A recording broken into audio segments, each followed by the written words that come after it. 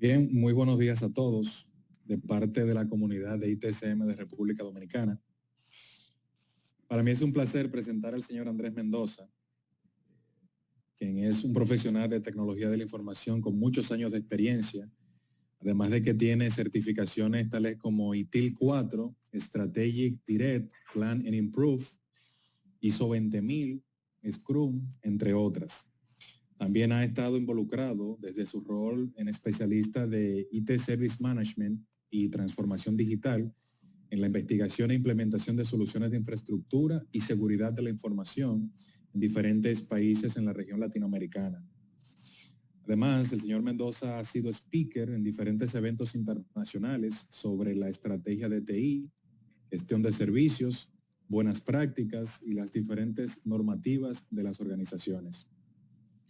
En el día de hoy, el señor Mendoza estará compartiendo con nuestra comunidad el tema de cómo adoptar el reglamento de seguridad cibernética y de la información sin morir en el intento. Así que, señor Mendoza, tiene toda nuestra atención. Muchísimas gracias, Byton. Muchísimas gracias a la comunidad de IT Service Management República Dominicana. Es para mí un placer estar el día de hoy aquí con ustedes, compartiendo algunas sugerencias, algunos puntos importantes e incluso también discutiendo. Seguramente van a surgir muchas dudas a lo largo de esta presentación. Así que no duden en irlas escribiendo mediante el chat. Sé que el equipo de ITSM RD va a estar gestionándolas por ese medio. Me van a interrumpir si es necesario en alguna parte de la presentación, o si no, también al final vamos a destinar un tiempo específicamente para las preguntas. Solamente me gustaría confirmar si están viendo correctamente mi presentación, si están viendo ya la carátula que tenemos ahí del inicio. Correcto. Perfecto, excelente. Entonces, vamos a dar inicio. Hace un instante, Byton me presentó. Mi nombre es Andrés Mendoza. Yo soy el gerente técnico para Manage Engine Latinoamérica. He tenido la oportunidad de visitar casi todos los países de la región, desde México hasta Argentina, incluyendo islas del Caribe, que hablen español principalmente, y también Brasil, que está a cargo justamente del equipo con el cual trabajo. Varias veces he estado en República Dominicana hablando acerca de nuestro portafolio de productos, haciendo workshops, haciendo seminarios, incluso en algunas otras actividades como nosotros llamamos actividades de la industria. Esas actividades invitados por alguna marca en particular o por alguna comunidad en donde vamos y hacemos charlas de concientización y de comunicación, ¿sí? De cómo transmitir esas buenas prácticas. Mis datos están ahí, está mi correo electrónico, así que está abierto. Cualquier duda, si después de esta presentación queda alguna duda en particular y desean puntualizar, no necesariamente en cuestiones de productos, ¿sí? Eso siempre me gusta aclararlo. Si alguno quiere compartir algún detalle, incluso son bienvenidos también los comentarios. Si por ahí yo llego a mencionar alguna cosa incorrecta y ustedes piensan que no es de esa manera, podemos también, digamos, discutirlo sin ningún inconveniente, ¿sí? Temas generales y temas de productos, abierto mi correo electrónico, andres.mendoza@manageengine.com. La agenda del día de hoy es bastante simple. Vamos a hablar de algunos desafíos actuales. Coloqué ahí pre y post pandemia. La vez pasada también habíamos estado hablando de post pandemia y alguno me decía, pero todavía no se ha terminado, ¿por qué estamos hablando del post? Cuando en realidad este título va más de, ok, la pandemia sigue activa, seguramente hasta que no haya una vacuna oficial y todos estemos vacunados, no podremos hablar de que la pandemia ha terminado, pero sí definitivamente las organizaciones ya están trabajando después de todo quizás ese parate que hubo o esas decisiones que hubieron que tomarse o adaptarse para continuar produciendo. Entonces a ese contexto le llamamos el post-pandemia o cómo afrontamos ese desafío, ese cambio abrupto que tuvimos que hacer para continuar trabajando. Y voy a mencionar estos desafíos porque después vamos a entrar a ver una parte teórica de la reglamentación específicamente de seguridad cibernética y vamos a ver cómo se interconectan varios de esos desafíos con los puntos que la reglamentación nos exige cumplir. También vamos a hablar muy claramente que la reglamentación está enfocada a entidades financieras, pero parte de lo que yo voy a hablar ahora acá es que cualquier organización puede implementar como buenas prácticas y como digámoslo así, como una estrategia para mejorar su gestión y su seguridad dentro de la organización. Un punto muy importante. La reglamentación habla de seguridad cibernética, pero esa palabra de cibernética es la que incluye, además de los datos que pueden ser digitales o análogos, también incluye los sistemas, la infraestructura. Así que vamos a hablar de gestión. Eso es algo que vamos a definir más adelante. Y finalmente, digámoslo así, el core de esta presentación va a ser cómo aplicamos esa teoría que acabamos de ver en los dos puntos anteriores al día a día y cómo lo podemos realizar, para finalmente dejar una sección de preguntas como lo mencionaba hace un instante. Entonces vamos a arrancar con los desafíos. Seguramente muchos de ustedes consultan algún sitio web, alguna página en donde se mencionaba a finales del 2019, incluso esa imagen que yo tengo ahí a la derecha es, por ejemplo, del 14 de enero del 2020, en donde nadie se esperaba que exista una pandemia, que exista los desafíos que tenemos ahora o los que ya sobrepasamos. Por lo tanto, en ese momento, los análisis de qué nos va a pasar en el 2020 quizás eran un poco distintos. Y del lado izquierdo yo les hago un resumen de los 8 puntos que, por ejemplo, se encontraban en ese artículo, en donde hablaban de esto es lo que vamos a tener como desafío para este año. El primero de ellos quizás un término para algunos ya conocidos, para otros no, el concepto de gig economy, ¿sí? Aquellos que no lo conocen es una economía que es cambiante, que es rápida.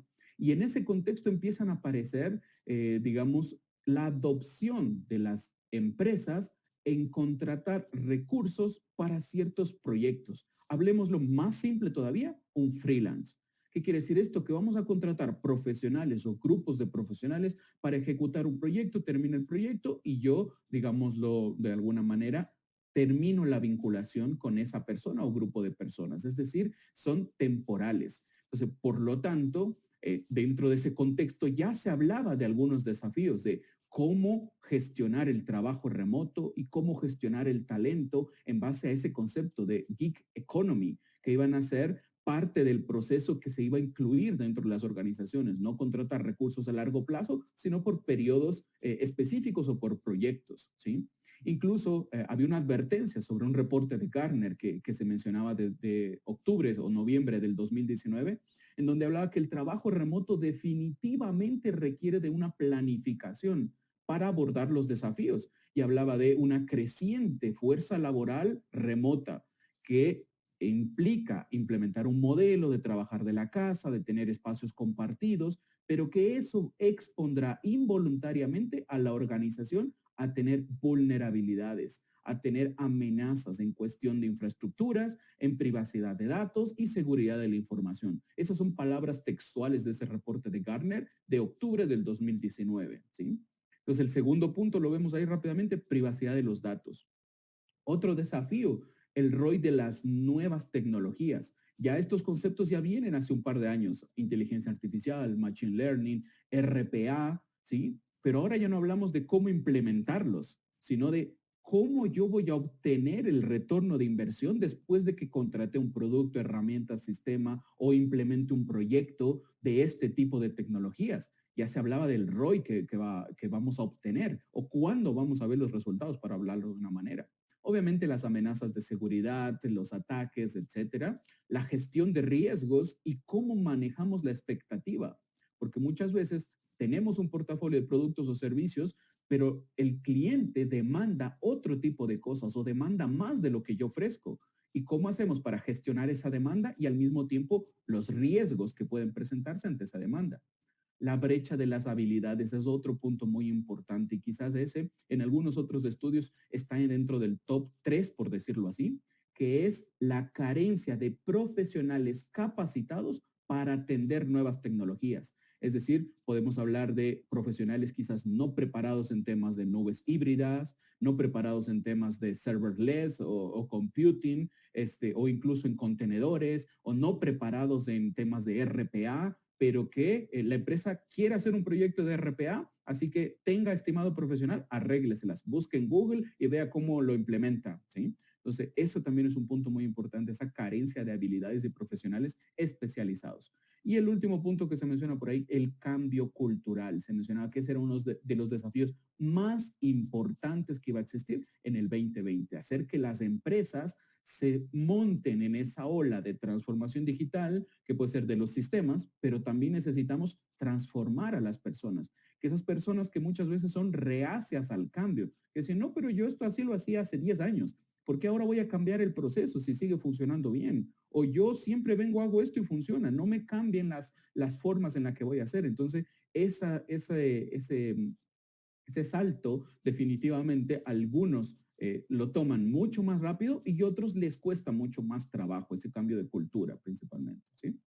Ahora, si nos movemos y hablamos del post pandemia, veamos esos desafíos en qué quedaron. ¿Son los mismos? ¿Son diferentes? Definitivamente hay cosas nuevas que entraron en esa lista. Puse una lista de 8 también para comparar los 8 anteriores, pero miren ahora que se empieza a hablar de soportar el modelo masivo de trabajo remoto. Antes se hablaba de la economy gig, ¿sí? Como un puente, como un camino a seguir, pero ahora ya decimos, fuera de la economy, definitivamente todo el mundo está en trabajo remoto. No importa si yo contrato de forma por 3 meses, por 6 meses, no. Incluso mis trabajadores de planta seguramente están 100% remotos. Hablamos de permanecer proactivos, tratar de actuar antes de que ocurran las cosas. Dice, incluso estando ya quizás cuando se está prendiendo fuego algo, tratar de resolver esos problemas. Capacitar a los usuarios, escalabilidad. Miren nuevamente, liderar personal remoto. La palabra remoto aparece 3, 4 veces. Y otro punto muy importante, afrontar las necesidades de continuidad en el negocio. ¿Sí? Necesito que mi negocio siga produciendo, siga facturando, porque si no, definitivamente quedamos fuera del mercado. También hay otra imagen dando vuelta por ahí que dice, bueno, ¿quién es el principal disparador de la transformación digital? Antes de COVID se hablaba de el gerente de sistemas, el dueño de la organización, los mismos empleados y uno decía, elija cuál de las opciones. Pero también ahora aparece COVID como uno de los jugadores y quizás seguramente el COVID-19 fue el principal impulsor de esa transformación y de esa necesidad de ejecutar proyectos que muchas veces estaban en carpeta, pongámosle ahí una banderita en el correo electrónico que más adelante lo vamos a ver. Eso tuvo que, digamos, que implementarse, que salir al día a día y decir, esto lo necesitamos. Necesitamos mayor infraestructura, necesitamos ampliar la VPN, necesitamos mayor ancho de banda, necesitamos más seguridad y todas esas cosas que necesitamos fueron parte de adaptarnos a esta nueva realidad. Así que obviamente muchas organizaciones ya tienen diferentes estrategias, diferentes herramientas, pero lo base y principal es definir, digamos, una base principal. ¿Con qué empezar? ¿Sí? Y podemos, aquí como menciona aquí, dice un enfoque tridimensional, hablamos de hacer una pirámide por la cual nos vamos a basar. Y coincide un poco con esos 8 desafíos que ustedes lo ven hace un instante. El primero de ellos dice mantener la continuidad del negocio. Eso es lo principal y primordial. Si el negocio no factura, no se siguen vendiendo los productos o servicios, definitivamente no sirve de nada comprar más hardware o comprar software o implementar políticas o incrementar muchas otras cosas respecto a la infraestructura si el negocio no está vendiendo, no está facturando. Por eso hay que ir que cada programa y cada estrategia que vayamos a hablar tiene que ir de la mano con la misión y la visión del negocio para que éste siga produciendo, ¿sí? El segundo punto que miran ustedes ahí, por ejemplo, esto es parte de una publicidad, de una estrategia que nosotros decimos, el link lo pueden encontrar ahí, que lo menciono en la slide, en donde hablamos de disipar, las complejidades de la administración. ¿Qué significa esto? Vamos a reducir los problemas. Muchas veces tenemos diferentes marcas. Hablemos de infraestructura. Necesito gestionar Windows, Linux, necesito gestionar un firewall, necesito gestionar también, no sé, equipos Mac, diferentes marcas, diferentes vendors. No tiene sentido que yo tenga 10, 20, 30 herramientas o consolas para gestionar esa infraestructura. Debo tratar de centralizar y simplificar la gestión de TI, hacer más simples las tareas que ya son difíciles el día de hoy.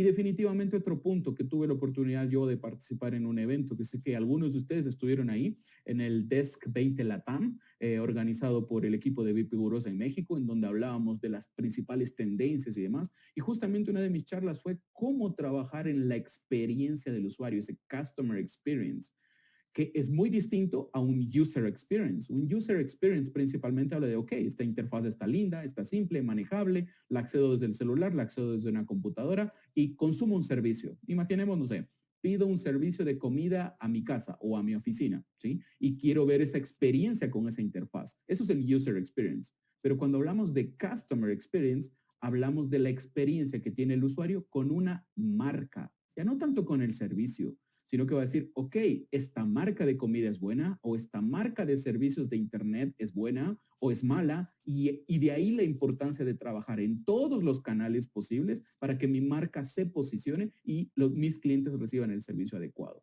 Así que esto es un poco el contexto inicial que quería mencionarles y vamos a ver cómo se vincula más adelante. Ahora hablemos de regulaciones, controles, compliance. Le quise añadir varios nombres porque definitivamente aparecen seguramente algunos de ustedes ya familiarizados con conceptos como ISO 27001, por ejemplo, un estándar que me permite alinearme a seguridad de la información, establecer ciertos controles. También está el framework de NIST, por ejemplo, ¿sí? Que me da ciertas métricas, ciertas guías de cómo realizar diferentes configuraciones, pero asimismo existen otros más, ¿sí? Incluso vamos a hablar de PCI DSS, por ejemplo, un estándar para el manejo de información sensible de datos de tarjetas de crédito.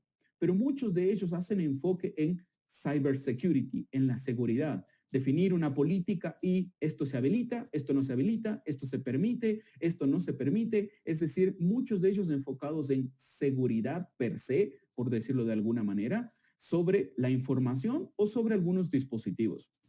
Pero lo que muchas veces queda de lado es la parte del management.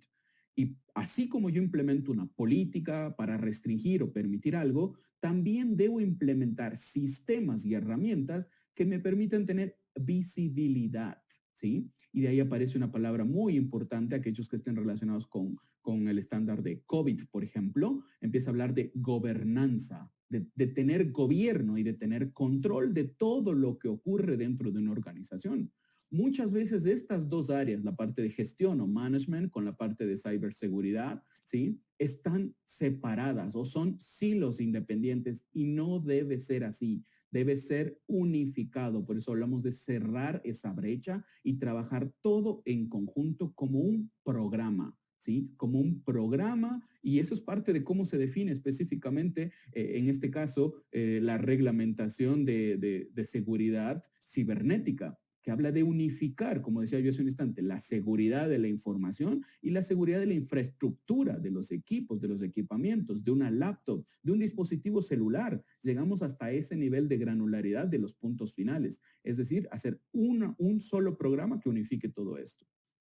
De ahí que aparece, digamos, la palabra más relevante como el compliance.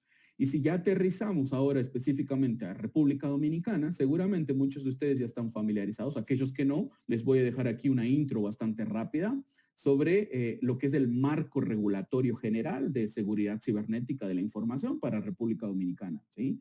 Que viene con un historial bastante amplio. Podemos decir que esto empieza por allá por 1966 con la Ley 118 de Telecomunicaciones. Quizás algunos la conozcan, algunos otros no, y que fue evolucionando y que fue, digamos, recibiendo ciertas modificaciones en base a nuevas leyes y nuevos decretos del gobierno para entrar en temas de seguridad, en temas incluso de crímenes y delitos de alta tecnología, ya por el 2007, por ejemplo, ¿sí? Hasta quizás uno de los hitos más importantes, el decreto 258 del 2016, donde se define la creación de un programa República Digital, en donde tenemos la inclusión de las tecnologías de la información en procesos como en educación, en gobierno, por ejemplo, o en los servicios que se dan hacia los ciudadanos. Y posteriormente a eso, con el decreto 230 del 2018, se habla ya de la implementación de la Estrategia Nacional de Ciberseguridad y juntamente con la creación de un Centro Nacional de Ciberseguridad. En esa misma época, ya del 2018, hablamos también del lanzamiento y la creación del Reglamento de Seguridad Cibernética y de Información de la Junta Monetaria, aplicable para organizaciones financieras. Ahora lo voy a detallar, pero como dijimos hace un instante, nuestro objetivo es que no va a quedar que esto que estamos hablando el día de hoy es solo para entidades financieras, sino para cualquier tipo de industria es válido y necesario. No tanto para decir si soy aplicable o no, sino que lo necesito basado en lo que hablamos antes, en esos desafíos que estamos viendo que la industria, el mercado, los usuarios, los clientes nos demandan, ¿sí? Entonces, eso es un punto muy importante. Esta reglamentación salió en noviembre del año 2018, ¿sí? Como dije hace un instante, por la Junta Monetaria, y de ahí se dispara ya diferentes temas. Entonces, para hacer un resumen bastante rápido, he marcado estos 5 puntos sobre el reglamento a nivel general, ¿sí? En donde hablamos de que definitivamente son disposiciones vinculantes, esto significa que es de cumplimiento obligatorio, y ahí habla hacia quién está dirigido. Dice hacia entidades intermediarias financieras, por ejemplo, o administradoras de sistemas de pagos y liquidaciones. Incluso se habla de la inclusión también de aquellas empresas de tipo fintech, lo que hablamos ahora de los bancos digitales, por ejemplo. Todo ese tipo de organizaciones está obligada a su cumplimiento. ¿Y con qué foco? Con 2 focos principales: gobernanza corporativa y gestión de riesgos tecnológicos. Podríamos decir que así resumimos rápidamente esta reglamentación. Ahora se habla también de qué hay que hacer con el riesgo, y ahí quizás hay mucha documentación, mucha teoría que se puede investigar desde las normas ISO referentes a la gestión de riesgo. Pueden usar COVID, por ejemplo, como referencia, en donde la base principalmente es que al riesgo lo tenemos que identificar, luego lo tenemos que medir, y una vez identificado y medido tenemos que gestionarlo. Esa palabra de management, gestionarlo, manejarlo, administrarlo y fundamentalmente mitigar los riesgos que no puedo soportar o que no soy capaz de, digamos, de aceptar basado en los criterios que yo tenga de mi core de negocio, ¿sí? También, como uno de los puntos principales de este reglamento, exige o pide, ¿sí? Digo exige porque muchas veces cuando hablamos de un control de ISO, por ejemplo, esto es mandatorio, lo tienes que hacer. A diferencia de ITIL, por ejemplo, que ITIL no es mandatorio. ITIL es, estas son las buenas prácticas. Si lo haces, vas a tener una muy buena gestión. Por eso estoy usando ese concepto de exigir, ¿sí? En donde habla de tener una estructura gerencial enfocada en la seguridad cibernética. Ahí aparece el famoso comité de seguridad, pero aquí en la reglamentación se evita decir seguridad de forma general y se dice siempre seguridad cibernética. Incluso aparece por ahí el oficial de seguridad. Dentro de la reglamentación lo llaman el oficial de seguridad cibernética y de la información. Entonces empieza a hablar un poco del organigrama, de a quién debe depender, que no debe depender de una gerencia específica, sino directamente, digamos, de la mesa de directores, ¿sí? Entonces aparece también que no puede ser la misma persona el oficial y ser miembro del comité o presidir el comité. Tienen que ser personas independientes para que haya una clarificación, como se habla en los temas de auditoría. No puedo ser juez y parte al mismo tiempo, ¿sí? Entonces también habla, y aquí quizás la palabra más importante, crear un programa de seguridad cibernética y de la información, en donde definitivamente un programa contiene políticas, estrategias, actividades que se van a realizar con base a un cumplimiento, y que cada una de esas actividades, políticas, estrategias que se definan tienen que estar documentadas, desarrolladas e implementadas. Leía yo por ahí un artículo, decía, no sirve solo con decir, ok, tengo un checklist, acá tengo los 200 controles, están todos cumplidos y se terminó. No se trata de, ok, cumplir los 200 puntos del checklist y listo, sino que hay un programa que viene detrás, principalmente unido al siguiente punto, unido al tema de la cultura, la sensibilización. ¿Qué estamos haciendo? ¿Por qué lo estamos haciendo? ¿Cuáles son los roles y las responsabilidades de cada stakeholder? ¿Qué significa esto? Que no es solo que el comité de seguridad cibernética o el oficial de seguridad cibernética son los únicos accountables, son los únicos que tienen que encargarse de esto, sino que todo miembro de mi organización debe saber cuál es su rol, cuál es su responsabilidad, qué pasa si no cumple con sus tareas o qué pasa si hace algo fuera de los controles que nosotros establecimos, cuáles son las implicancias, cuáles son los riesgos. De ahí aparecen muchos otros contextos que nos ayudan a definir esto, como son una matriz RASI, por ejemplo, o como son las matrices de riesgos, en donde veo el impacto, en donde veo qué es lo que puedo aceptar, qué es lo que no puedo aceptar, ese riesgo, digamos, incluso inherente que puede llegar a ocurrir dependiendo de mis servicios o de a qué estoy conectado, ¿sí? Entonces, de ahí un punto muy importante habla de implementación de programas continuos de capacitación y de todos los recursos, herramientas que necesito para que todo esto funcione. Así que este es un resumen bastante rápido del reglamento. Ahora, si ya vamos al core un poco del reglamento, yo les podría decir que está dividido en 3 secciones. La primera de ellos se llama títulos, que es el primer icono que vemos ahí. Y podemos decir que hay 4 títulos principales. El primero de ellos, las disposiciones generales. Luego se habla del programa de seguridad cibernética de la información. Luego habla de un contexto de coordinación sectorial de respuesta a incidentes de seguridad. Aparece el concepto del CSIRT, ¿sí? Ahí lo vamos a ver específicamente. Y el cuarto título son las disposiciones finales. Dentro de esos 4 títulos, cada uno de los títulos tiene diferentes capítulos, ¿sí? Y hay un total de 12 capítulos divididos en cada uno de ellos. Entonces ahí vemos, por ejemplo, el capítulo 1 habla obviamente del alcance, ¿sí? El objetivo, como se dice en inglés, el scope, hasta dónde vamos a llegar, cuáles son los principios. Incluso tiene un capítulo de definiciones. ¿Qué significa cibernético? ¿Qué significa seguridad? ¿Qué significa dispositivos móviles? Vamos a definirlo y clarificarlo. Luego ya empieza a trabajar con el marco de trabajo, la estructura de la gobernanza, de lo que yo les hablaba hace un instante, esa visión de todo lo que está dentro de mi organización, obviamente enfocada en el programa de seguridad cibernética. El siguiente capítulo, ya dentro del título número 2, podríamos decir que quizás es el corazón más importante y donde se desarrollan la mayoría de los artículos, porque ya empieza a hablar quizás ya de lo que hay que hacer, ¿sí? Esa sería la palabra exacta. ¿Qué hay que hacer para gestionar el riesgo? ¿O qué hay que hacer para ver el marco de control de seguridad cibernética? ¿Qué hay que hacer para monitorear y evaluar cada uno de los controles o acciones que hay que tomar? ¿Qué tomamos como estándares internacionales de referencia? ¿Qué hay en temas de informes de cumplimiento, por ejemplo? ¿Sí?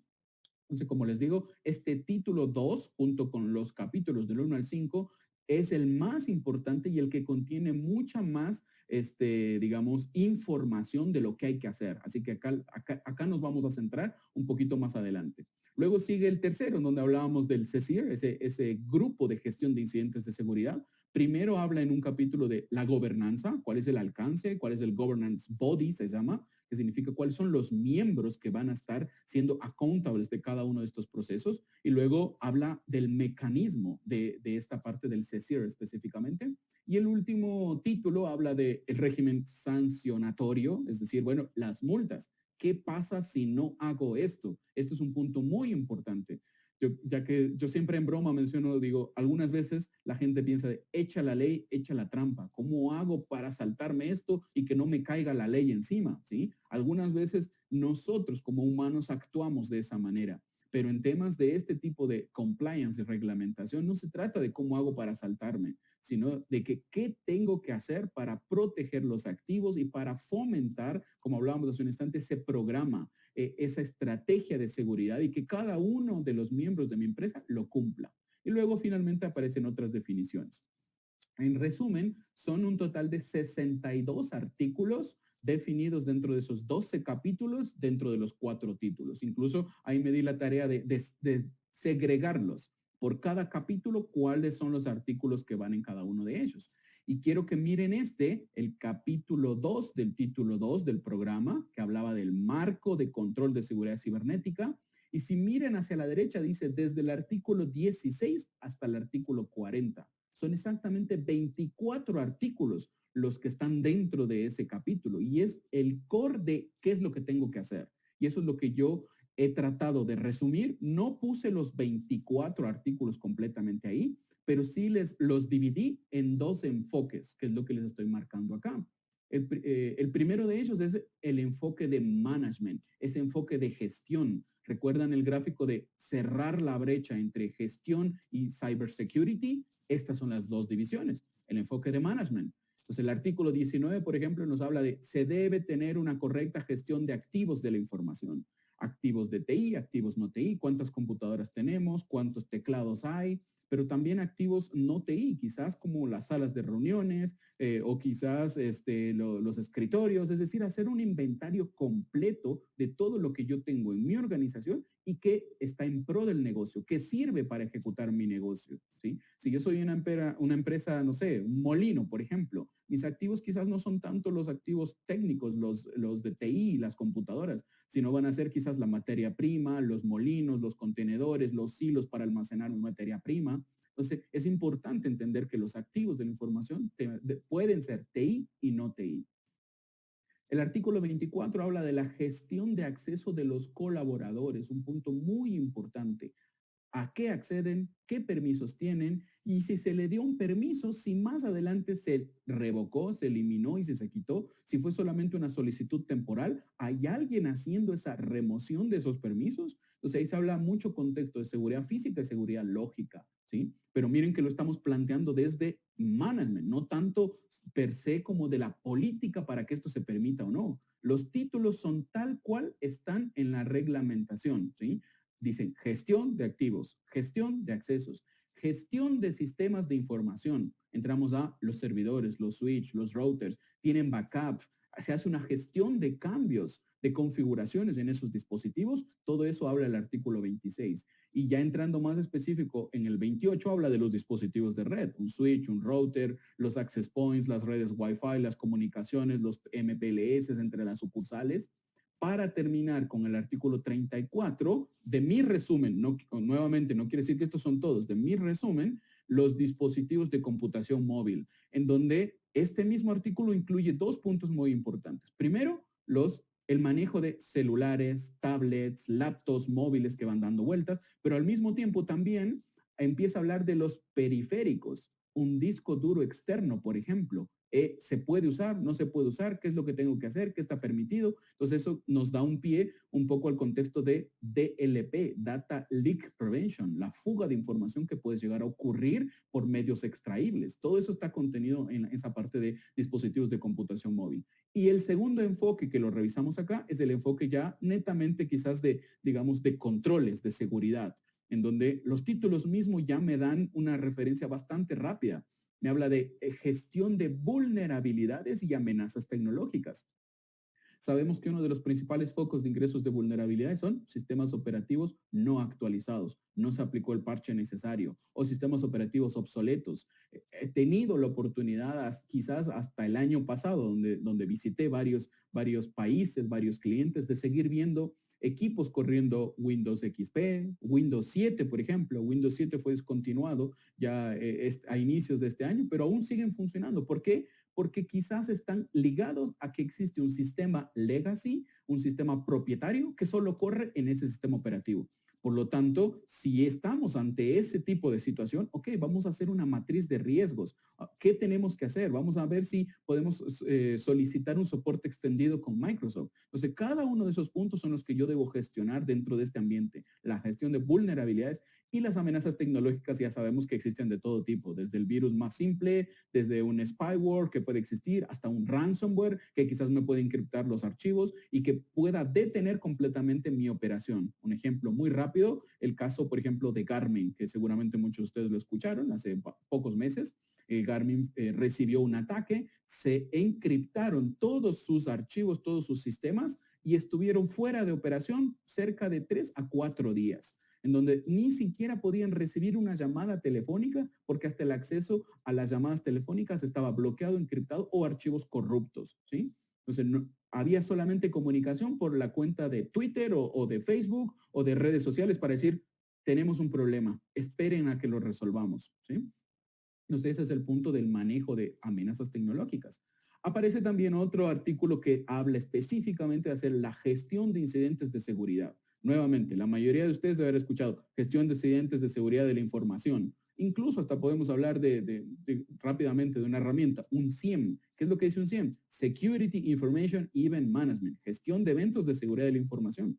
Pero como la normativa desde su concepción y su creación habla de seguridad cibernética, no seguridad de la información, porque ya lo aclaramos hace un instante, que debemos incluir tanto la información, los datos análogos o digitales y además la infraestructura, los componentes que tiene la infraestructura y los sistemas, ¿sí? Finalmente, también del lado de seguridad habla de las aplicaciones que se ejecutan en las estaciones de trabajo, el software. ¿Este software está permitido, no está permitido? ¿Y qué permisos necesita este software? He visto hasta ahora muchas situaciones, no, pero para que eso se ejecute, uno le tiene que dar privilegios de administrador, ¿sí? Ok, pero porque esa aplicación necesita privilegios de administrador, ¿le vamos a dar administrador a ese usuario de todo el dominio y queda con ese permiso solamente para que levante una aplicación de facturación? Esos son los puntos que incorrectamente algunos administradores aplican o esas decisiones las toman sin conocer cuáles son las implicancias que pueden ocurrir o cuáles son los riesgos. Entonces, este es un resumen muy rápido de esos, como dije hace un instante, 24 artículos que están dentro del capítulo 2, ¿sí? Del programa en donde mencionamos esto. Ahora, ¿qué es lo que yo voy a hacer? Voy a dar un enfoque a cómo ustedes pueden manejar al menos esos 4 o 5 puntos que lo vemos ahí a nivel de gestión. Entonces, vamos a la aplicabilidad. Ya pasamos la teoría, vamos a ver a qué es lo que puedo hacer. Entonces, este es el resumen de lo que les hablaba hace un instante, esos 5 puntos de gestión de activos, accesos, sistemas, red y computación. Y yo les puedo ir haciendo una vinculación con terminología que quizás la mayoría de ustedes ya ha escuchado. Seguramente ustedes conocen de ITSM, IT Service Management, la gestión de servicios de TI, ¿sí? Y que está íntimamente relacionado a las buenas prácticas de ITIL, con Axelos, con sus libros, con Pink Elephant y una gran cantidad de entidades que están alrededor de todos los conceptos de ITIL. Incluso aquí en esta comunidad ya se han dado varias charlas respecto a las buenas prácticas, respecto al nuevo cambio de ITIL 4 y algunos conceptos.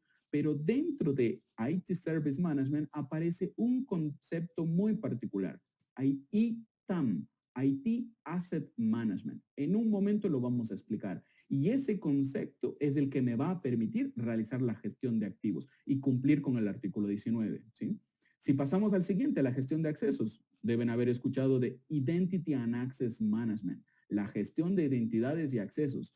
¿Quién entra? ¿Qué usuario? ¿Qué nivel de privilegios? ¿Qué roles tiene? ¿A quién reporta? ¿A qué servidores puede entrar? ¿A qué computadoras? ¿En qué horario puede ingresar? Y como dije hace un instante, ¿qué pasa cuando un colaborador sale de mi organización? Se eliminan todos esos accesos, todos esos privilegios. Entonces, eso es un ciclo de vida completo de la gestión de identidades. No significa solo dar de alta y que tenga acceso a la organización, sino todo el ciclo de vida completo. Eso se llama hacer un onboarding o un aprovisionamiento y también hacer un offboarding, cómo los sacamos de la organización y eliminamos esos privilegios e incluso hasta les puedo mencionar cómo liberamos licencias de esos usuarios que ya no trabajan más con nosotros. Todo eso lo gestiona IAM. Los siguientes artículos 26 y 28 hacen mucho énfasis en la infraestructura, en los sistemas de información, como les decía yo, los servidores, los switches, los routers, los servers, los firewalls, las redes de comunicación. Todo esto se maneja bajo el concepto de IT Operations Management, el monitoreo de la infraestructura. Pero no solo el monitoreo, sino también estado de salud, poder incluso ejecutar acciones para responder proactivamente, como lo hablábamos antes, tratar de actuar antes de que me llamen y me digan, no, esta aplicación ya está caída, no, el sistema del banco ya no está funcionando, ¿sí? Sino que pueda yo actuar antes de que lleguen a esos umbrales máximos permitidos. El último punto viene dentro de un contexto que se llama Unified Endpoint Management, ¿sí? Anteriormente esto se conocía como el manejo de desktops, se decía un Endpoint Management, ¿sí? Esa era la palabra que se le daba, pero en el momento de que aparecen los dispositivos móviles en la figura, digámoslo así, en el día a día, en que el usuario el día de hoy quiere trabajar con su celular, con el correo corporativo, o que se iba de vacaciones y quería llevarse la tablet y acceder a los sistemas corporativos. Y movámonos al contexto del día de hoy, trabajo remoto. El empleado quizás no tiene una laptop corporativa, por lo tanto tiene que usar un equipo de su casa, fue y lo desempolvó el que no estaba usando y con ese equipo se está conectando a la red corporativa. ¿Cómo hacemos esa gestión de todos esos puntos finales? Pero al mismo tiempo, celulares, tablets, incluso laptops móviles o dispositivos que están en modo kiosco, por ejemplo. Al día de hoy vemos también que se redujeron, no sé, las cartas en el restaurante. Ya no está el menú en papel para tratar de evitar el foco de contagio, de transmisión, ¿sí? Entonces, ¿qué es lo que están usando algunos? Escanea este código QR con su celular. Algunos quizás, digamos, restaurantes o stores con más accesibilidad, van a decir, ok, aquí hay una tablet, en la tablet mire el menú, por ejemplo. Ese tipo de dispositivos tienen un modo kiosco, que significa que solo cumplen una finalidad particular. Entonces, estos son los puntos que ustedes deberían tener en cuenta. ITAM, Identity and Access Management, y TOM y Unified Endpoint Management. Vamos a desarrollarlos rápidamente y luego voy a ir haciendo un cruce a unas herramientas que tenemos nosotros en ManageEngine que les permiten lograr estos desafíos y gestionar esto. Como les decía hace un instante, esto es texto exactamente copiado del libro, de la práctica de IT Asset Management, ¿sí? Hay una práctica de ITIL 4 enfocada 100% en esto. Y si ven el gráfico de la derecha, dice, hablamos que existen 3 contextos. La mayoría va a decir Asset Management, gestión de activos. Pero dentro de gestión de activos, a un nivel, digamos, ya más específico, tenemos la parte de ITAM, IT Asset Management. Como les dije, también puede haber no IT Assets, pueden haber activos no IT. Y también otro punto muy importante, la gestión de incluso de las licencias de software puede estar vinculada a esto, ¿sí? Entonces, por eso la diferencia entre SAM, que son los activos todos, no necesariamente de IT, los de IT dentro de ITAM, y todo esto englobado en Asset Management. ¿Qué debo lograr yo? Maximizar el valor, controlar los costos, controlar la depreciación, manejar los riesgos que tiene este activo, soportar decisiones de compras entre si este dispositivo ya está listo para retirarse, ya lo debemos eliminar, ya cumplió su ciclo de vida, y obviamente cumplir temas de garantías, temas de requerimientos contractuales, regulatorios. ¿Cómo podemos hacer esto? Con herramientas que me permitan manejar justamente ese tipo de acciones. Entonces de ahí vamos a ver, por ejemplo, si vamos acá a realizar una gestión de activos dentro de una herramienta que ManageEngine posee llamada Service Desk Plus, que es una herramienta que está alineada a las buenas prácticas de ITIL.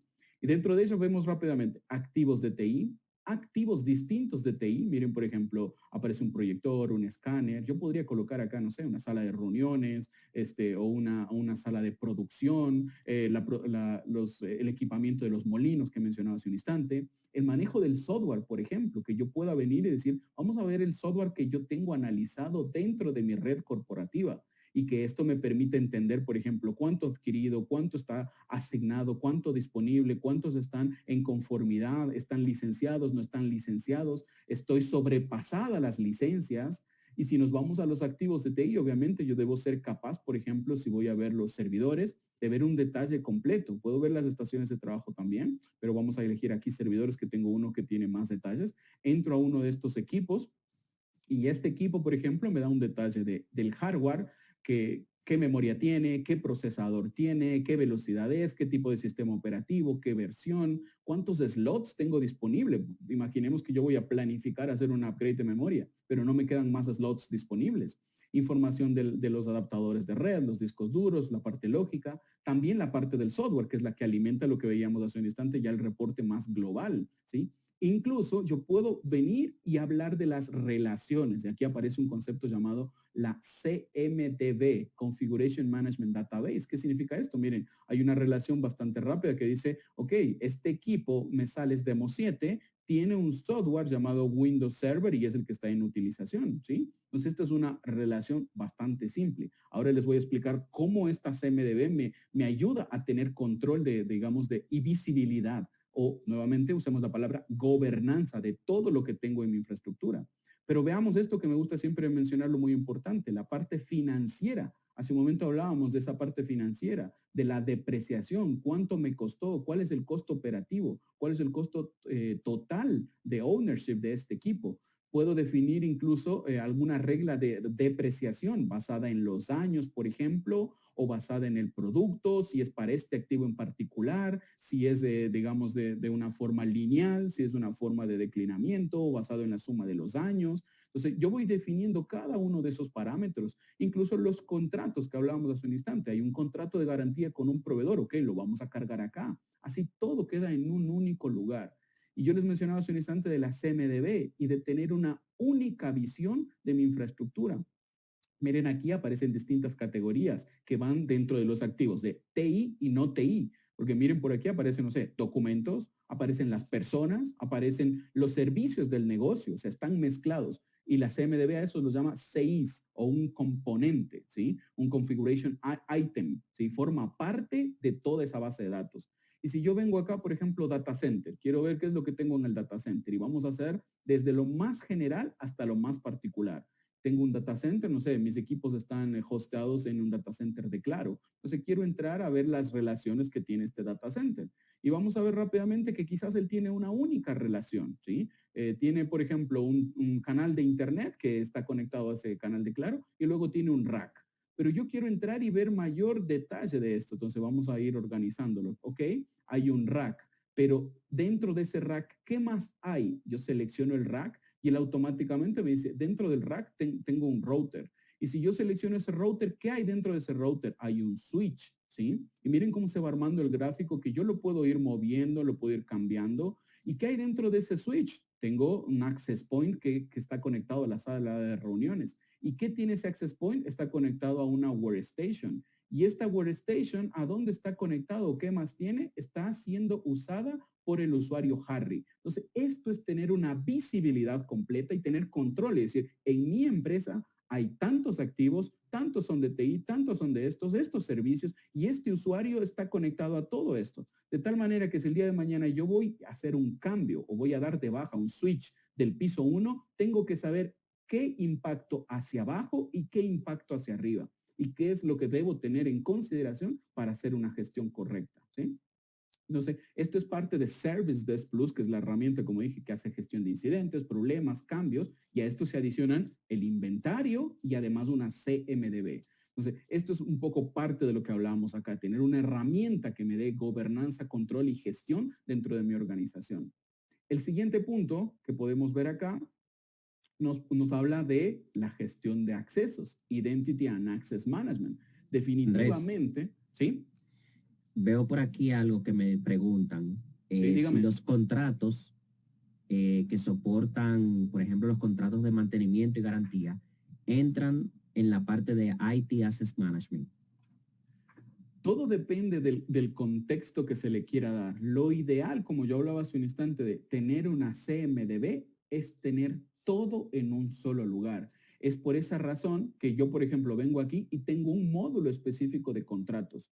Lo ideal sería que los tengan acá, principalmente contratos de soporte, contratos de garantía con los que se vayan a aplicar. Entonces yo vengo acá y voy alimentando y después de que están alimentados todos los contratos existentes, lo que voy a hacer es hacer una vinculación. Por eso yo mostraba hace un instante que cuando volvía a un equipo en particular, yo tenía una sección que mencionaba contratos, ¿sí? No quiere decir que sea mandatorio, pero yo, digamos, en base a mi experiencia, yo les diría que sería ideal tenerlos, ¿sí? Tanto la parte de contratos y la parte financiera. He visto pocas organizaciones que llevan ese nivel de trazabilidad, de decir cuándo se compró, a qué precio se compró, si tiene una regla de depreciación, cuánto me costó desde el área financiera, a qué centro de costes fue, qué contrato de garantía tiene, este ya está expirado, ya está vencido, porque incluso eso me da la posibilidad de decir, ok, este contrato es por un año, mándame un recordatorio 30 días antes de que se expire para yo contactar al proveedor y no tener que esperar a que se me venció, nos quedamos sin soporte, salgamos corriendo a llamar al proveedor, ¿sí? Sino que ahí habla de esa proactividad. Pero nuevamente, como decía hace un instante, he visto pocas organizaciones que llevan la trazabilidad completa. Sería ideal que lo hagan, ¿sí? Ok, gracias. Perfecto. Muy bien. Entonces volvamos al siguiente tema que teníamos, en base a los artículos que fuimos viendo, digamos, de forma resumida en la parte de gestión. Hablamos de Identity and Access Management. Y yo les hablaba de ese desafío de tener múltiples plataformas. Me tienen que dar de alta en Active Directory, luego me tienen que dar de alta en Office 365, luego me tienen que dar permisos también para Sky for Business, si es que alguno lo usa todavía, o quizás asignar las licencias de Teams. O incluso si la organización usa múltiples vendors, también me tengo que asignar en Google Cloud y le tengo que crear credenciales en Salesforce y luego le doy permisos a Oracle y luego le doy permisos a otro. Son N cantidad de ambientes y sistemas en los cuales yo tengo que provisionar usuarios, pero al mismo tiempo también aplicar ciertos controles y aplicar, por ejemplo, sistemas como un single sign-on o aplicar el múltiple factor de autenticación. Antes se conocía como doble factor de autenticación, pero ahora ya hablamos de múltiple porque yo puede ser que elija quiero las preguntas y respuestas, o quiero el token, o quiero una llamada telefónica, o quiero que mi huella sea el segundo factor. Puedo definir varios métodos, por eso se habla de múltiple factor. Entonces, en resumen, lo que decíamos hace un instante es tener el ciclo de vida completo de User and Access Management. ¿Qué usuarios tengo y qué accesos hacia dónde ingresan? Entonces, para esto, definitivamente hay herramientas que me van a permitir hacer esto de forma individual. Pero ¿qué tal si lo que yo quiero hacer es todo de forma centralizada? Se miren, aquí está logueado un usuario Andrés en la misma herramienta de IT Service Management y ese usuario Andrés forma parte de un dominio y él acaba de recibir un ticket. Vamos a hacer una simulación que recibió un ticket de que un nuevo empleado ingresa a la organización. Entonces yo ingreso al ticket, reviso qué son las tareas que tengo que realizar. Me acaban de indicar que tengo que darle de alta en Active Directory, en Office 365, le tengo que instalar el sistema operativo específico, luego tiene que instalar 3 aplicaciones más, necesita Office, necesita el sistema de facturación, luego le tengo que provisionar un celular. Ese es el ciclo de vida completo de un onboarding. Pero para eso no es necesario que yo me salga de la misma herramienta de gestión de servicios, sino que desde el mismo lugar yo puedo venir y decir, ok, me están pidiendo crear un nuevo usuario. Vengo para acá y yo puedo decir dentro de las acciones personalizadas, por ejemplo, crear un usuario en Active Directory. Yo le doy clic acá y vemos que tengo una interfaz que automáticamente me hace conexión con el Active Directory, ¿sí? Hay uno o varios dominios disponibles y si yo vengo y coloco, por ejemplo, aquí, vamos a seleccionar a Andrés, por ejemplo, ¿sí? Y miren cómo automáticamente, dependiendo de lo que yo escriba, ¿sí? Selecciono los datos, él ya autocompleta algunos datos como el login name, el email como está definido, o incluso si es que mi regla o mi template tiene también de cuál es mi posición y cuál es el departamento al que pertenezco, podría autocompletarse. Por eso hay plantillas y acá yo puedo decir, ok, en una plantilla que es para empleados de tecnología, les aplica estos criterios. Miren cómo el correo electrónico cambió, porque quizás tiene una política diferente. Ahora, si me paso a usuarios con Office 365, cambia y se crean de otra manera. Entonces tengo templates que automáticamente me facilitan la vida. Recuerden esa palabra de simplifiquemos las tareas que ya son difíciles. Entonces esto es parte de esa operación. Conectarme a Active Directory desde la misma herramienta de IT Service Management, ¿sí? Esto es factible gracias a que Service Desk Plus, cuando nosotros vamos a la sección de administración, yo tengo la posibilidad de conectarme con herramientas adicionales de Manage Engine y algunas de terceros. Fíjense que por ahí aparece Jira, Microsoft Teams, por ejemplo, que son de terceros. Pero en este caso, para lo que yo les acabo de mostrar, me estoy conectando con AD Manager, que es mi herramienta de gestión de identidades y accesos, en donde me dice, puedo hacer todas estas operaciones, crear usuarios, definir permisos en carpetas, desbloquear un usuario, eliminarlo, habilitarlo, moverlo de departamento o cambiar su jefe.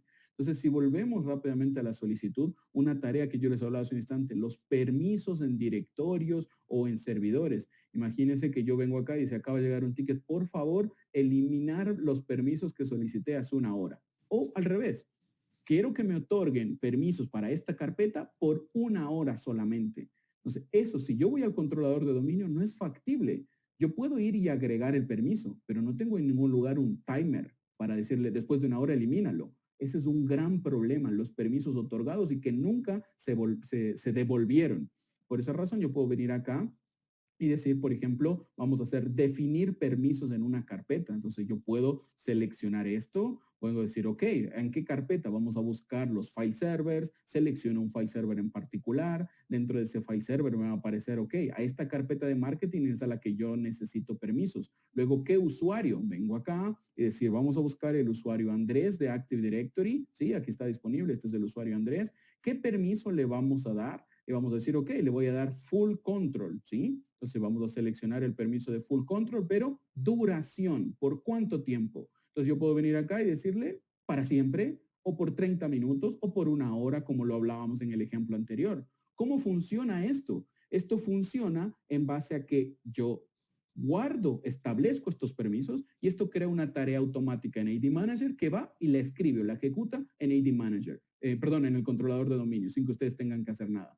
pero al mismo tiempo crea una segunda tarea automática que le dice que en este momento es la 1 de la tarde, a las 2 de la tarde tienes que ir y remover lo que creaste en este momento. Las tareas ya quedan definidas. Yo no tengo que hacer ninguna tarea manual, ¿sí? Entonces, esto es un punto muy importante para hacer gestión, para hacer control de cómo puedo otorgar, pero al mismo tiempo también remover y gestionar esos permisos.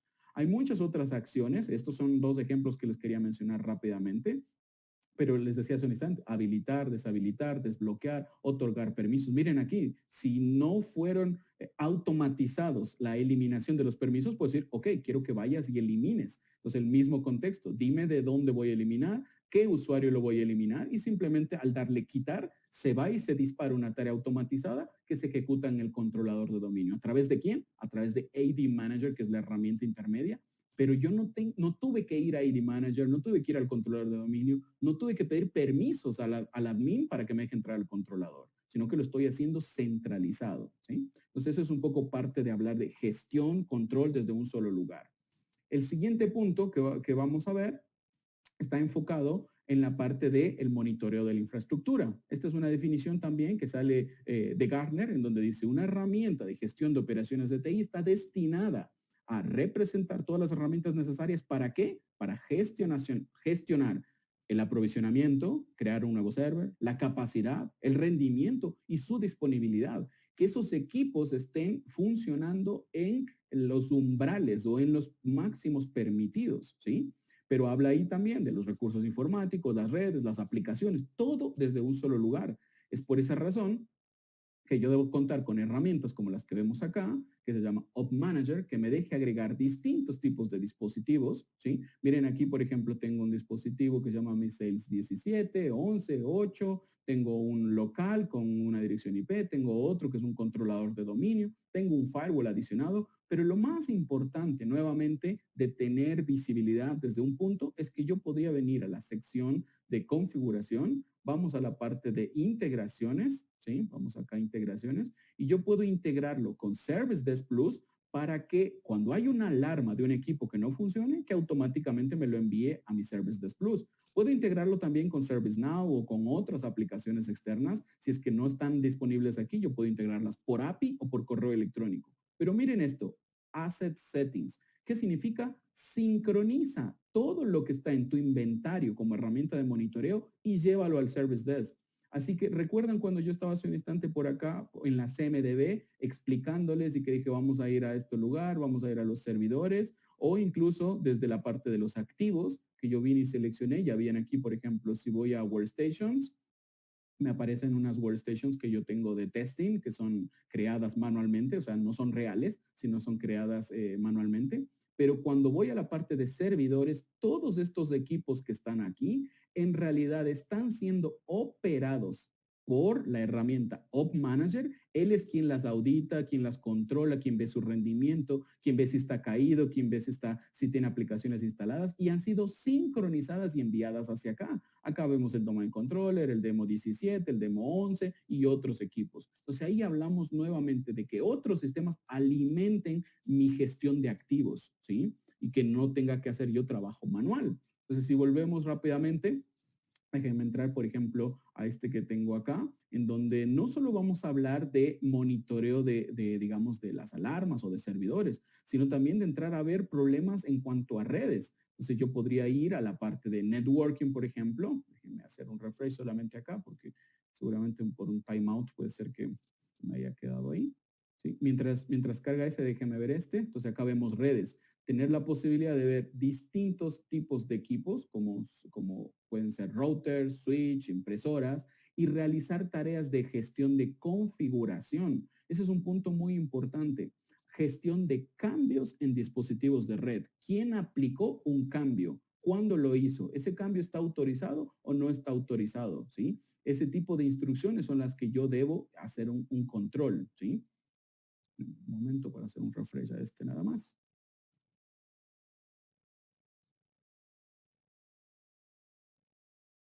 Ahí, mientras carga, vamos a ver el otro punto. Pero además de ese tipo de manejo, también debo manejar las aplicaciones. Es decir, que si tengo un servidor de SQL Server, si tengo un servidor de Oracle, si tengo un servidor de Tomcat y estoy publicando una página web, ese tipo de monitores también debo agregarlos y todo debe quedar en una única ubicación. Así que si vemos aquí, por ejemplo, las categorías, están clasificadas como, por ejemplo, servers, database servers, y no solo de una marca. Yo debo poder agregar todas las marcas en una única consola. Hablamos de servicios, digamos, relativamente nuevos, como el caso de Hadoop, como el caso de Apache Spark, por ejemplo, pero también servicios básicos, como puede ser hacer un monitor de ping, hacer un monitor a un puerto o agregar, digamos, un monitoreo a nivel de telnet, como también, por ejemplo, llegar a realizar monitoreos ya sobre un JBoss o sobre un Glassfish o sobre un Silverstream, por ejemplo, un WebLogic, que muchas veces se utiliza a nivel corporativo. Vemos acá monitorear Oracle EDS o los SAP Server o conexiones con Siebel, por ejemplo, cuando utilizan este tipo de herramientas. Monitoreo a nivel de cloud, monitorear bases de datos en Azure, monitorear OpenStack, monitorear Office 365, Microsoft Azure, SharePoint o las instancias de Oracle Cloud o Sky for Business. Entonces, cada uno de estos monitores son los que yo debo adicionar. Déjeme ver si esto ya está disponible, ¿sí? Vamos acá a la parte de networking, por ejemplo, y yo podría ingresar, vamos a ver un router, vamos a ver un dispositivo de red y que me permita analizar ese consumo de ancho de banda que está ocurriendo. Entonces yo veo ahí toda la lista y luego puedo ver el flow analysis o el configuration management o incluso los logs del firewall. Ahora tenemos problemas con las VPNs, ¿ok? Vamos a hacer una auditoría de las VPNs. Elijo un firewall en particular, elijo el dispositivo, voy a ver la configuración que tiene, qué tráfico tiene en tiempo real. Algunos dispositivos, cuando es redes, se monitorean en tiempo real, pero cuando son dispositivos como servers, como dispositivos de comunicación, yo defino lo que se conoce como pooling. Cada 5 minutos voy y lo consulto. Entonces puedo venir aquí, cambiemos el periodo de tiempo, vamos a decirle en los últimos 30 días, quiero hacer un análisis, vamos a nivel de seguridad, muéstrame qué tipo de problemas he tenido yo a nivel de seguridad. Entonces me dice aquí, tengo denegaciones de host o de destinations, si hubo temas de virus que detectó, si hubo temas de ataques, incluso miren aquí, intentos de logueo al firewall. En mi firewall yo tengo un usuario que se llama Guest, por ejemplo. Entonces yo sé que solo Guest es el único que tiene que entrar. ¿Por qué hay intentos de otros usuarios? ¿Qué quiere decir esto? Me están intentando atacar o ingresar a mi firewall, ¿sí? Mismo a nivel de ancho de banda podemos visualizar el consumo de interfaces, tráfico entrante, tráfico saliente, de la misma manera en lo que son dispositivos de comunicación como redes, firewalls o switches. Entonces, todo en un solo lugar. Y esta es la parte que yo les hablaba de gestión de cambios en dispositivos de comunicación. Yo puedo ingresar, por ejemplo, aquí tengo un Cisco Switch, ingreso al Cisco Switch, ver el versionamiento que tengo disponible, ver si tengo una configuración de baseline. Si vamos a los detalles de cambios de configuración, acá me dice, ok, te muestro el historial. El 11 de agosto hubo un cambio de versiones, la versión 25, y este cambio no fue autorizado por nadie, sino que yo sincronicé y encontré que hay este cambio. Incluso si miras el historial, en julio hubo otros, en junio otros, y el último autorizado fue el 16 de junio. Ese fue el último autorizado. El resto han sido sin autorización. Podría ingresar a uno de ellos en particular, cuándo se hizo, qué se modificó, incluso poder darle clic acá en visualización y veo el archivo de configuración y veo todo el código que tiene en ese momento. Incluso si lo que requiero es hacer una comparativa, vamos para acá y dice hacer una diferencia con el baseline. Yo tengo un archivo baseline o un startup y quiero hacer un comparativo versus este último cambio que fue en esta fecha, ¿qué se le agregó o qué se le quitó? Acá me dice fueron modificadas 3 líneas y estas son las 3 líneas modificadas. Entonces, ese nivel de detalle es el que yo debo obtener con este tipo de herramientas, ¿sí?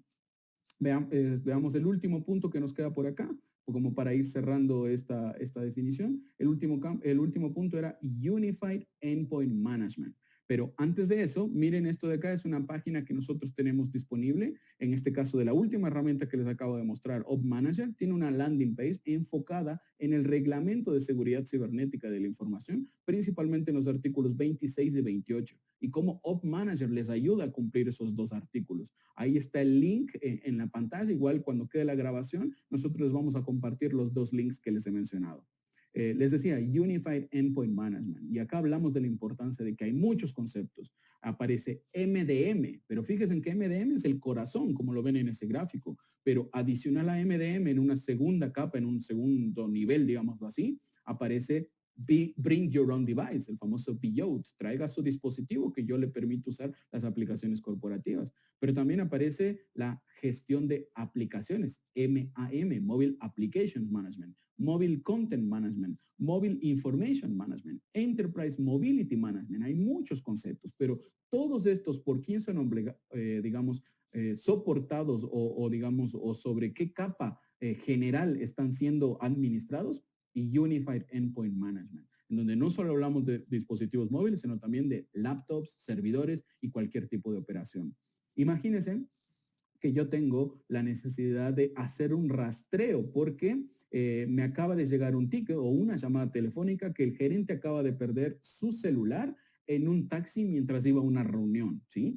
Y me dice, por favor, miren a ver si lo pueden ubicar. ¿Eso me llega por dónde? Por quizás el call center, por un ticket que yo tengo. Y estoy frente a esta herramienta. Estoy frente a Service Desk, que es mi sistema de tickets, de atenciones, de requerimientos.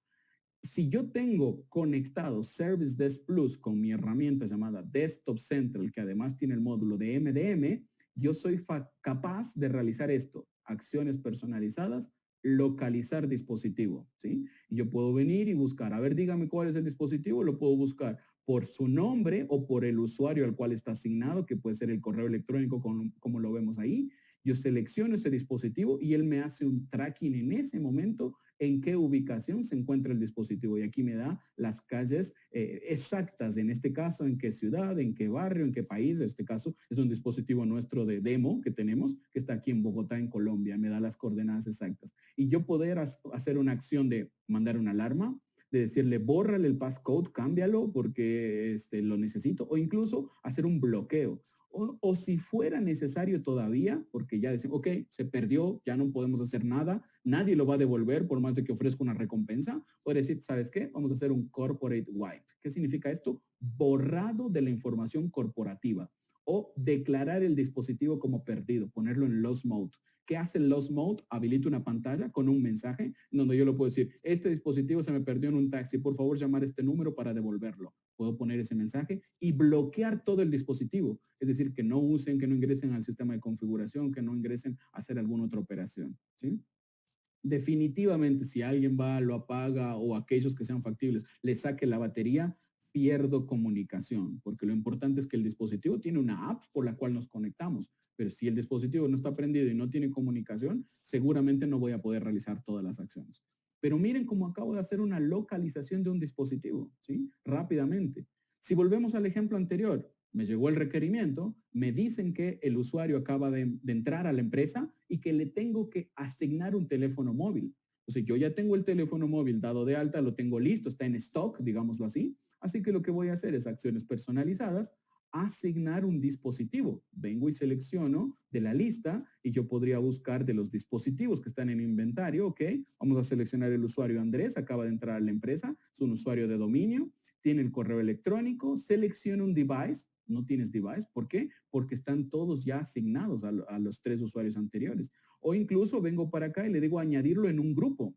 ¿Por qué es importante los grupos? Porque a través de los grupos se aplican políticas. Yo le puedo decir, asigna a los Androids corporativos, asignar. Y detrás la herramienta de Desktop Central con su módulo de MDM ya va y le aplica de que en el Android corporativo no puede usar la cámara, no puede prender el roaming, no puede hacer esto y está prendido el GPS para poder localizarlo, porque estos son los dispositivos que utiliza la fuerza de ventas. Entonces, estas son algunas de las opciones. Obviamente, la herramienta, como dije hace un instante, es el módulo de MDM dentro de Desktop Central que me da el inventario de sus dispositivos. Yo puedo ingresar a la herramienta. Déjenme hacer, seguramente se me deslogueó, exacto. Sí, déjenme loguearme rápidamente acá. Yo tengo un inventario de los dispositivos, así tal cual como veía con un server o como una workstation, que me dice cuánta memoria tiene, cuánto procesador. Cambiar esto de aquí.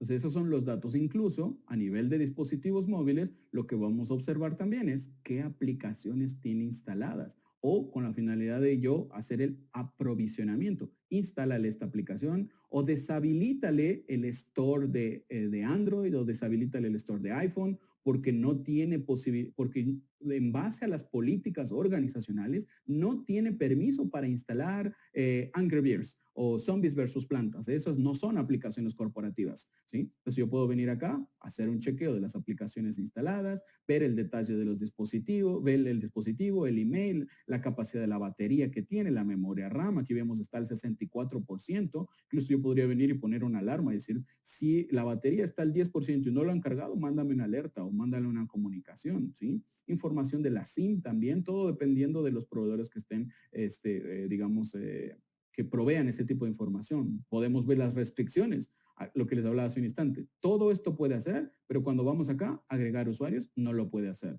Cuando vamos acá, conectarse a Wi-Fi solo a los que son distribuidos por MDM, eso no lo puede hacer. Veamos otro punto, el resto está todo permitido. Miren, en este caso, tenemos, Andrés, una no tiene. Sí, una preguntita. Adelante. Disculpa la interrupción, tenemos una preguntita.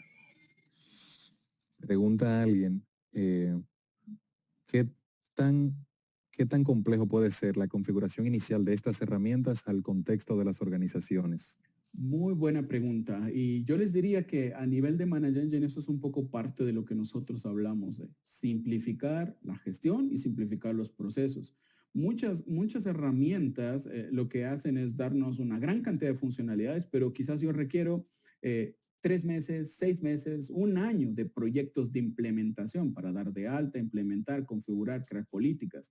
Nosotros en Manage Engine ofrecemos como una, digamos, una promesa, si lo queremos llamar así, de que estas herramientas son intuitivas, amigables y simples de gestionar al punto que yo en par de semanas, dependiendo del tamaño de organización, podría estar trabajando ya enrolados, ya configurados los dispositivos, y no tener que esperar 3 meses, 6 meses, ¿sí? Definitivamente hay muchos contextos que hay que definirlos previamente, ¿sí? La herramienta puede ser que a mí me tarde 24 horas en configurarla. Eso es algo que nosotros, por ejemplo, lo ofrecemos. A veces viajamos a algunos países a hacer un workshop y les decimos que desde las 9 de la mañana hasta las 5 de la tarde que ustedes se van del workshop, la herramienta está 100% configurada. Pero para que yo cumpla eso, necesito tener cuáles son los grupos de usuarios, tener cuáles son las políticas, tener cuáles son los alcances que voy a definir. Es decir, todo ese trabajo se hace previo. Obviamente con asesoramiento, algunas veces de Manage Engine, algunas veces de nuestros partners, otras veces a consultores externos. Cuando hablamos de temas de ITIL, por ejemplo, muchas veces es meter un consultor de procesos que me ayude primero a organizar mis procesos para después venir y colocar una herramienta. Porque si quiero de prepo, de entrada, venir y poner la herramienta sin haber definido nada, voy a tener muchos desafíos, muchos errores, ¿sí? Entonces, por ejemplo, aquí vemos la posibilidad de inscribir dispositivos. Me da varios métodos para hacer la inscripción de los dispositivos. Entonces, yo tengo que definir, ok, ¿cuál de los métodos es el que yo necesito? Me dice, en Apple, ¿puedo usar el Apple Business Manager? Ok, pero ¿tengo acceso al Apple Business Manager? No, no lo tengo. Entonces, vamos a usar el otro método, ¿sí? Entonces, que es Apple Configurator. Si vamos a los Androids, ok, yo tengo la posibilidad de enrolar dispositivos por NFC, ¿sí? Pero tengo yo, todos mis dispositivos soportan NFC. Entonces, ese tipo de cuestiones son las que se trabaja en un relevamiento inicial. Vamos a hacer un relevamiento. ¿Qué es lo que yo quiero hacer? ¿Cómo lo voy a hacer? ¿Y cómo voy definiendo ese camino a seguir? ¿Sí? Digámoslo así, escribir en papel o en documentos, ¿sí? Para que después, cuando ya tenga todo definido, ok, voy a la herramienta, configuro todo esto y empiezo a funcionar. Así que no es un proceso complejo, pero al mismo tiempo quiero aprovechar y mencionarles que nosotros tenemos una red de partners en toda la región y particularmente en República Dominicana trabajamos con 2 o 3 partners que lo que hacen es transmitirles ese how-to, ese cómo lo haría o cómo lo hicimos en otra empresa que te puede servir a ti y que son, digamos, nuestros principales aliados y aquellos son los que les ayudan a poner en práctica este tipo de herramientas. Byton estaba justo por terminar porque ya terminé la última parte de acá y mi siguiente slide es esta prácticamente, que déjenme, las paso por acá, es que vamos a las preguntas. Sé que algunas ya surgieron, las fui mirando por el chat rápidamente, pero voy a aprovechar y voy a cambiar a esta otra para dejarlo ahí, que está mi correo electrónico, que si alguno no se anima a compartirlas ahora, me las puede enviar por correo electrónico también, ¿sí? Así que vamos adelante a ver si tenemos un par de preguntas más. Vamos a ver.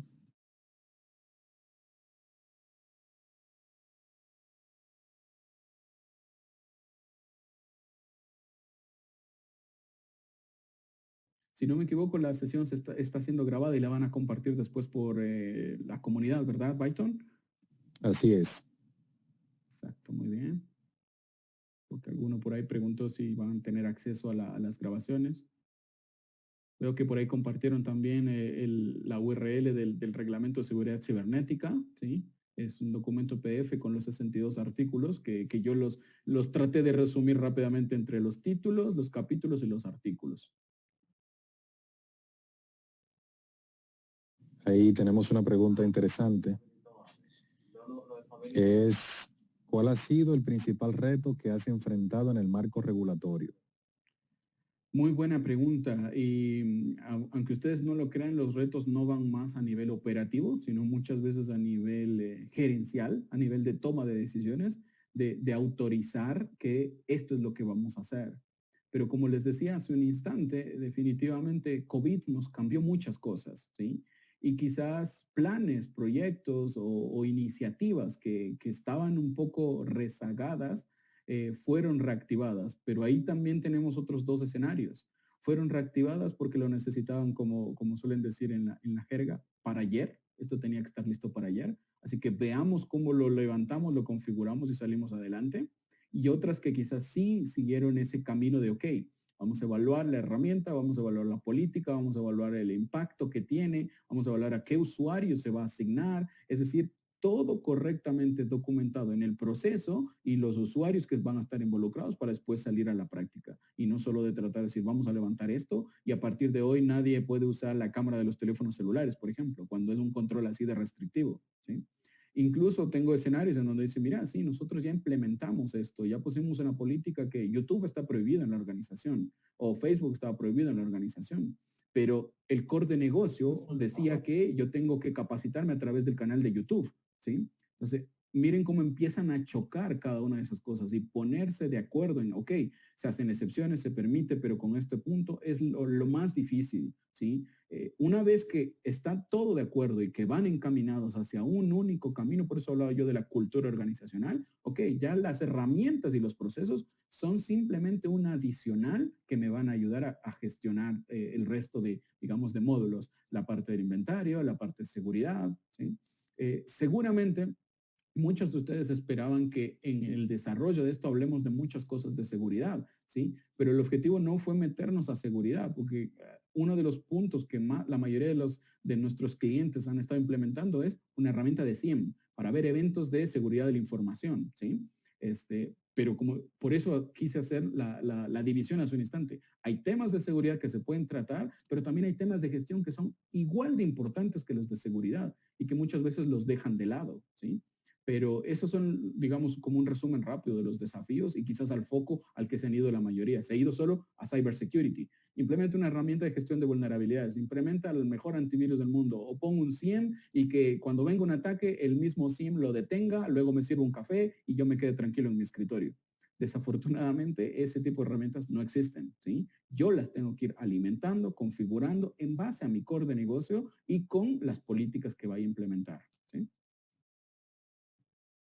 Excelente. Hay un colega que nos está compartiendo una inquietud que quiere saber tu opinión. Nos dice, en la parte de la alta gerencia es que está el mayor reto en la implementación de estos marcos. ¿Qué opinas sobre la flexibilización del Banco Central con relación al tiempo que todas las entidades debieron tener el reglamento implementado? Un punto muy importante, sí. Nuevamente coincido con la primera parte, que el reto mayor está quizás en la parte de la alta gerencia, como lo hablamos hace un instante, en el top management para decidir este es el camino y esto es lo que vamos a hacer, o muchas veces de educarlos también a esa alta gerencia de por qué necesitamos esto, porque quizás la parte operativa, la parte del día a día ya sabe lo que necesita, pero lograr que la alta gerencia entienda eso en un lenguaje no técnico suele ser el principal desafío.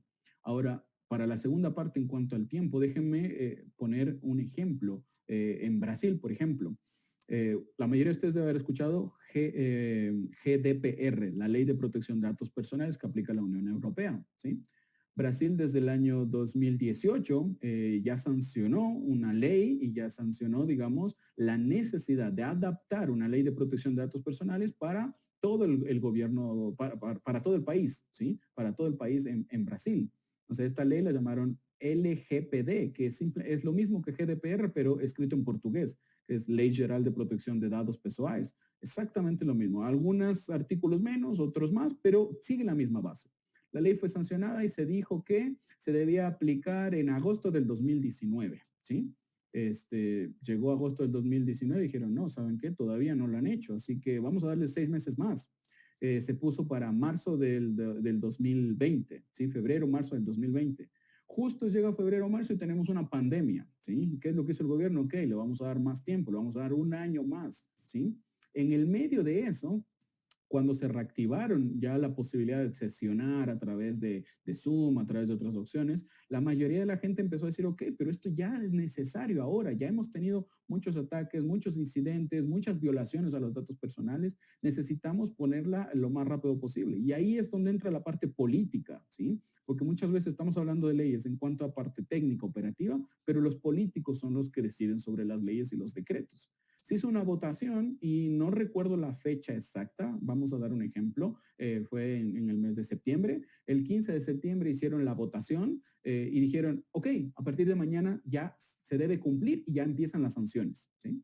Entonces, quizás todas las empresas estaban confiadas en que la última extensión fue de un año más, pero entró el gobierno, lo sancionó y dijo, mañana empieza a regir y ya mañana empezamos a auditar, a controlar y a sancionar a quien no lo cumpla. Entonces, muchas veces cuando existen este tipo, digamos, de varios componentes que toman las decisiones y que no estén relacionados a los temas técnicos, pueden darse esas situaciones de que se vayan extendiendo para ciertos, digamos, para que esté a mi favor, para que no lo vamos a hacer hasta darles tiempo, pero también puede darse la otra cara de la moneda, es decir, mañana o la próxima semana ya debe estar listo. Lo ideal sería que si se da un plazo, si se da 6 meses, si se da un año, las organizaciones proactivamente lo hagan.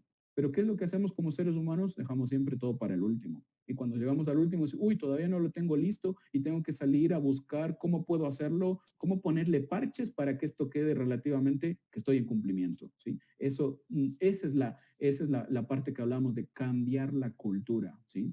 Yo particularmente no estoy de acuerdo en ampliar los plazos. Porque conforme uno le va ampliando y le va dando más tiempo, más ventaja, digámoslo así, la organización va a decir, no, pero me dieron 6 meses más, o sea, puedo hacerlo más adelante. Ahora tengo otras preocupaciones. Ahora, siempre hay otras preocupaciones más importantes que las de hacer las cosas planificadas. Si una organización se planifica bien y se arma un plan y ya van conformando los equipos y se van cumpliendo los objetivos, digámoslo como un project, ¿sí? Un project muy simple, todos los proyectos deberían gestionarse. Entiendo y sé muy bien que muchas veces no son temas de predisposición, sino temas de dinero, de recursos, de personas que no nos permiten implementar esto. Pero si lo hacemos planificadamente, ténganlo por seguro que los recursos van a ir apareciendo y van a ir adaptándose. Y siempre y cuando haya apoyo de la alta dirección, los proyectos se van desenvolviendo. Porque si hay cientos de proyectos sin apoyo de dirección, ninguno va a ver la luz definitivamente. Muchas gracias, Andrés. No sé, bueno, finalmente tenemos una que me parece que tú lo mencionaste, pero es importante volverlo a recalcar. Menciona un colaborador, ¿puedo ir adoptando parte del marco regulatorio sin ser una organización financiera? Totalmente, y es parte un poco de lo que yo había hecho en mi speech por la mitad cuando empezamos a hablar del marco regulatorio, que dije, esto fue destinado por la Junta Monetaria para ciertas entidades del ámbito financiero y demás, pero eso no quiere decir que yo no lo pueda hacer, ¿sí? Si yo soy una entidad que me dedico voy a poner un ejemplo que no tiene que ver con TI, digámoslo así, vendo muebles o me dedico a un negocio de e-commerce y vendo en línea y quizás no estoy tan vinculado con la parte financiera, ¿sí? ¿Puedo empezar a aplicar esto? Sí, definitivamente. Y si incluso quieren obtener más información además del marco regulatorio y de la reglamentación, les recomiendo visitar la página del Centro de Seguridad de Internet. Ahí aparece lo que se llaman los CIS Control, CIS Controls, que son los controles del Centro de Seguridad de Internet. ¿Qué es lo que hace los CIS Controls? Mencionan una lista de más de 20 controles que me dice que yo debería aplicar en mi organización para mejorar la seguridad. Mis sugerencias no vayan por los 20, empiecen por los 5 primeros. Y cuando lean los 5 primeros, van a encontrarse que lo que yo les acabé de resumir, esos 5 artículos acá, son bastante similares. El primero de los syscontrols dice tener un inventario de hardware y software de toda mi organización, ¿sí? Así que no es que alguien se sentó y dijo, ok, me voy a inventar una nueva reglamentación y yo quiero pedir esto. Todo viene vinculado con normas internacionales, como yo hablé del caso ISO 27000, el caso de NIST o los syscontrols. Esos tres son los de mayor referencia y de fácil implementación. Entre comillas fácil, lo pongo porque nuevamente vuelvo a decir, depende de cuántos recursos yo tenga en mi organización y que si tengo destinadas personas. Mínimo, por ejemplo, para implementar ISO 27000 yo deberé tener personas certificadas como auditores internos de ISO 27000. Si no tengo a nadie certificado en ISO 27001 como auditor interno, ¿cómo empiezo a hacer esto? Pero para implementar la reglamentación no necesito a ningún experto de la NASA para hacerlo. O para implementar los syscontrols tampoco lo necesito. Es simplemente digámoslo así, empaparse, educarse, leer, ver todo lo necesario. Incluso los syscontrols incluyen algo que se llaman una lista de benchmarks, que son como esas líneas guía de si tienes un Windows 10, yo te sugiero que prendas y apagues esto. Si tienes una base de datos, yo te sugiero que prendas y apagues esto. Incluso abajo de la recomendación te dice cómo hacerlo, ¿sí? Entonces, en ese cómo hacerlo está la tarea manual. Y de ahí entran las herramientas como las de Manage Engine que vemos ahora, como Service Desk, como Desktop Center, como Op Manager, que automatizan los procesos para hacerlos masivamente y en el menor tiempo posible. Entonces, esa es mi sugerencia, aquellos que sean organizaciones no financieras, sigan los puntos que yo les mencioné hoy, pero también pueden usar la base de los syscontrols. Bueno, muchas gracias Andrés por compartir con nosotros este resumen, ¿verdad? Tan claro, sencillo, de cómo implementar este reglamento. Comparto con la comunidad la disposición que siempre has tenido de que cualquier duda o inquietud te puedan escribir a través de las redes o a través de tu correo electrónico, que sabemos que estás en plena disposición de responder. Exactamente, así es, Byton. Sí, sí. Bueno, pues muchas gracias Andrés y gracias a todos los que se unieron. Y nada, para nosotros ha sido un placer tenerte y esperamos que pronto, ¿verdad?, puedas compartir con la comunidad quizás otra conferencia o un workshop un poco, ¿verdad?, más amplio. Definitivamente, a su disposición, no es más que coordinarnos fechas como hicimos para ahora y la temática y vamos a la práctica, que esa es parte de lo que me gusta, ir a la práctica y mostrarles cómo hacerlos.